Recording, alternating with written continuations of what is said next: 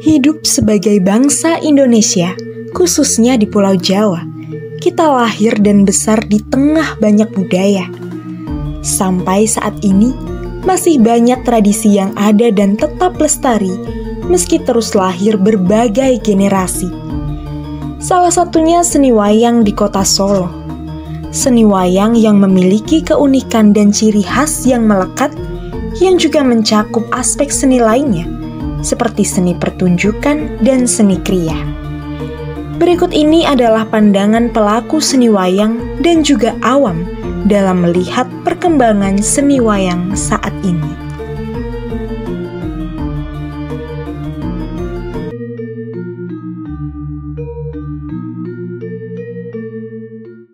Jadi Sanggar Sarotama ini sebenarnya apa sih, Pak? Ya, ini saya luruskan dulu ya. Kalau sanggar itu nanti ada kesamaan dengan sanggar luge, sanggar tempat itu kan, sanggar itu kan tempat. Nah, kita memilih memang padepokan seni Sarotama. Jadi padepokan seni itu lebih ke apa ya, nuansa Jawanya ada gitu. Jadi padepokan seperti ya peguron, apa pesantren apa ya, padepokan ini lebih tempat yang lebih membuat mereka itu, anak-anak yang kesini, siswa yang kesini itu lebih akrab gitu ya. Ternyata seperti itu, memang kita kondisikan seperti itu, tidak seperti sanggar. Tadi kalau sanggar kan seperti les gitu, ini lain. Jadi memang kita pilih nama padepokan seni Sarotama itu biar agak ada bedanya dengan sanggar-sanggar yang berada di lingkungan kita. Kita milih salah satu senjata dari Janoko Penengah Pandhawa itu Sarotama. Jadi maka gambarnya panah itu di sana ada di gapura itu panah. Itu memang ada filosofinya dengan maksud apa yang kita berikan kepada anak itu ya tepat sesuai dengan apa kejiwaan anak. Jadi apa ya, sebagai pelatih karawitan atau seni pedalangan. Dulu ada karawitan ya, ada tari, tapi karena kurun waktu yang sangat animo dari pedalang itu semakin banyak tuh. Kami memang tidak kecunggah istilahnya. Jadi tinggal dalang dan karawitan saja di sini. Bapak ini di sini sebagai apa, Pak? Sebagai penasehat. Jadi ya nah cara istilahnya ya paranporo begitu ya. Nah, kalau negara Astina itu ada ya pendito, ya pokoknya levelnya itu lebih tidak kesehariannya mungkin tidak begitu menyibukkan diri seperti ketua, bendahara, sekretaris. Jadi kita istilahnya mengkolo-kolo tapi kalau ngajar ini ya fokus saya memang dari ketua Pak Singge. Saya meskipun bapaknya ya saya ya amanah, diberi amanat ya nggak perlu saya repot ya. Situ malah kadang-kadang dari Pak Singge, ya bapak longgarnya apa itu ya, nanti kita ya, terutama yang les ya. Tapi kalau yang kemis sama hari Sabtu itu memang untuk yang sifatnya reguler, jadi semua anak kecuali yang les yang privat itu lain. Dan nanti kumpul sekali-kali kumpul. Maka di sini ada ajang pentas lintang Joha. Jadi itu lintang Joha itu di akhir bulan anak-anak kita beri uji coba semacam, bukan tes. Kalau tes nanti takut dia. Ya pokoknya pentas semampunya. Ya memang kita beri begitu, seperti anak-anak tidak ada rasa beban pelajaran. Aku ndak iso gimana ya, aku nek keliru gimana. Yes, pokoknya keliru ya ndak masalah, itu namanya anak dan kita belajar. Berjalannya waktu saya berpikir begini. Nek kalau dalang itu katanya ya, itu paradigma orang dulu kan, dalang itu ya anak dalang, karena itu namanya kewahyan. Nggak mungkin anak dalang kok bukan anak dalang dari keluarga, nggak mungkin, karena itu wahyu. Nah, terus kemudian saya berpikir, ya saya itu bukan anak dalang, ternyata ya bisa itu. Ya pernah pentas di Banyuwangi, di Kebumen, pernah aja waktu masih tayu lah istilahnya, disenangi orang waktu masih kuliah.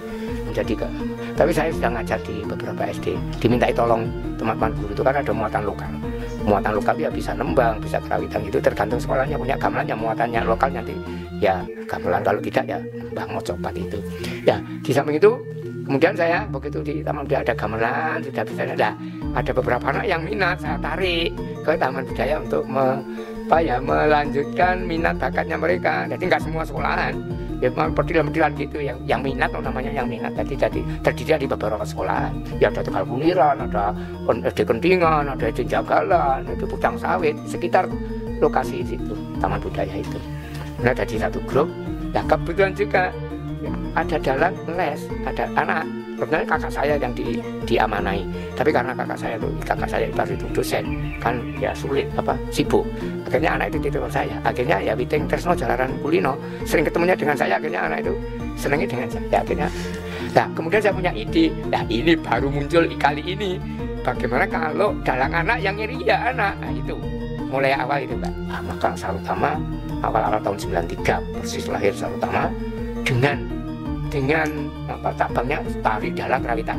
Mengapa kok ada tari? Karena ide pertama juga muncul karena dalang itu kan sangat menuluk. Dalang sendiri ngomong dewe, disawi dewe, golek masalah dewe, dipecahke dewe, kan gitu. Nah kadang-kadang kalau wis pinter, moso pinter, tidak mau tahu belakangnya. Tanpa ada teman pendukungnya kerawitan ini, tidak mungkin jadi baik ya. Kalau untuk latihannya sendiri itu tiap hari apa? Kamis dan hari Sabtu. Nggih, ngaten matur nuwun, pun nggih. Mudah-mudahan ada manfaatnya. Tadi saya sudah salam belum ya? Sudah ya, ya. Terima kasih Pak. Untuk memastikan seni wayang tetap hidup di tengah generasi muda, dibutuhkan juga peran dan dukungan orang tua dalam mengasah minat dan bakat putra-putrinya. Ya, ini perkenalan Mbak, nama saya Yakti. Kebetulan alamatnya dari Boyolali. Ya. Di sini orang tua murid salah satu di rumah sekali. Iya, kebetulan anak saya jadi siswa di Sanggar. Boleh tanya sedikit ya Bu? Sebelumnya tahu Padepokan ini dari mana? Kalau Padepokan ini itu saya kebetulan direkomendasikan dari temen. Setelah itu googling jadi di internet. Itu jadinya di situ referensinya tuh bagus, terus sanggarnya juga udah berdiri lama, kurang lebih 30 tahun. Jadinya ya udah mantep. Oh, jadi awalnya dapat rekomendasi dulu, baru Ibu cari informasi ya. Terus karena bagus, jadi Ibu memilih Padepokan ini. Iya, betul sekali. Soalnya kebetulan anak saya tuh gimana ya Mbak, semangatnya tuh besar sekali. Jadi sebagai orang tua biasanya hanya mendorong gitu, memfasilitasi. Kalau ngajari sendiri nggak bisa soalnya. Jadi anaknya udah ada ketertarikan sendiri. Iya ya betul. Ibu kayak membuka, mendorong aja sih sebagai orang tua ya, support anak. Itu sih. terus perubahannya apa Bu? Anak Ibu setelah ikut Padepokan ini? Perubahannya jadi lebih berkembang ya Mbak. Kalau dulu itu kebetulan nggak ada yang ngajari, jadi belajarnya otodidak aja dari YouTube atau dari kaset CD kayak gitu kan. Ya mungkin terakhir harapannya buat anak Ibu gimana nih setelah ikut Padepokan ini Bu? Nah, harapan saya tentunya anak saya dan tentunya yang latihan di sini semuanya ya bisa, cita-citanya bisa tercapai. Kemudian bisa membawa nama baik dari Sanggar ini juga. Jadi bisa dikembangkan di kehidupan yang lingkungannya gitu. Baik, terima kasih ya Bu atas sharing sedikit ini. Iya, sama-sama. Terima kasih. Seni wayang yang juga termasuk dalam seni kriya ternyata juga memiliki tempat tersendiri di hati generasi muda. Selain ikut berperan untuk melestarikan budaya yang ada, sekaligus juga mengembangkan talenta yang dimilikinya. Oke, jadi di sini aku mau tanya-tanya nih Mas, seberapa jauh sih Mas mengenal tentang seni di Indonesia? Seni di Indonesia, jadi ada yang seni tradisional sama seni modern. Dan dari seni tradisional dan modern itu dibagi menjadi seni tari, terus seni pertunjukan, seni musik, seni rupa, sama seni kriya. Oke, kalau seni wayang sendiri, itu tuh masuk ke dalam seni apa sih? Kalau seni wayang sendiri masuk ada 2 jenis ya, itu masuk ke dalam seni kriya sama seni pertunjukan. Oke, lalu gimana sih sudut pandang wayang di era saat ini? Kan kalau wayang ini kan masuk ke seni tradisional ya. Nah, gimana sih pandangan Mas tuh untuk di era saat ini, apakah masih berkembang atau bagaimana? Mungkin dari sebagian orang ya, mungkin dari keturunan, terus dari instansi sekolah-sekolah yang masih mempelajari tentang seni tradisional itu masih mempelajari seni wayang. Tapi untuk generasi muda sekarang itu agak kurang ya. Tapi ya dari masyarakat umum mungkin bisa lebih mengenal seni lewat pertunjukan-pertunjukan yang diadakan di daerah-daerah tertentu. Oke, menurut Mas gimana sih caranya biar seni wayang tuh tetap berkembang di era saat ini? Kalau secara pertunjukan mungkin lebih ditampilkan dalam konteks mungkin ada acara pewayangan, terus ada acara pameran seni, pameran wayang, mungkin bisa seperti itu, workshop pembuatan wayang. Nah, kalau untuk dari anak muda sekarang yang lebih konsumerismenya itu lebih tinggi, mungkin bisa diubah dari seni wayang yang 2 dimensi menjadi produk, bahkan menjadi baju, menjadi souvenir mungkin seperti itu. Ya, jadi diinovasi ya, gitu ya. Diinovasikan. Oke. Lalu apa aja sih harapan untuk generasi muda terkait seni pada saat ini? Kalau harapan ya, mungkin untuk generasi muda itu lebih mengenal seni yang ada di sekitarnya dulu, yang terutama seni wayang sendiri, sebelum mereka mengenal seni yang lebih modern, seni-seni yang mendunia. Nah, mereka seharusnya lebih mengenal seni wayang, bisa lewat dari jalur pendidikan edukasi, dari mata pelajaran seni budaya, terus diadakannya workshop, pertunjukan, acara-acara itu bisa lebih menjangkau ke daerah-daerah yang mungkin kurang, seperti itu. Oke, mungkin itu aja sih Mas yang aku tanyain. Makasih. Peran pelaku seni juga sangat penting dan dibutuhkan sebagai wujud nyata seni wayang di dunia seni pertunjukan. Dengan loyalitas dan dedikasi, mereka menyalurkan hobi yang menjadi sumber kebahagiaan mereka dalam hidup berkesenian. Nama saya Heru Purwanto. Bapak Heru, sejak kapan mulai belajar menari dan siapa saja tokoh wayang yang pernah dimainkan? Saya mulai menari dari masih taman kanak-kanak. Jadi ya mulai dari umur 6 tahun sampai sekarang. Tokoh wayang ya hampir semuanya sudah saya perankan. Ya hampir semuanya lah. Para tokoh wayang itu, kecuali tokoh-tokoh yang memang istilahnya harus sesuai dengan postur tubuh. Karena postur tubuh saya kan kecil, pendek. Untuk tokoh-tokoh katakanlah contoh Rahwana kan nggak pantas juga kan. Nah seperti itu, atau Kulono atau nggak patut. Tapi kalau tokoh-tokoh putra yang halus, putra halus katakanlah, seperti Kresno, Janoko, Abimanyu, Wisanggeni, Lesmono, Wondrokumoro, Romo, Lesmono,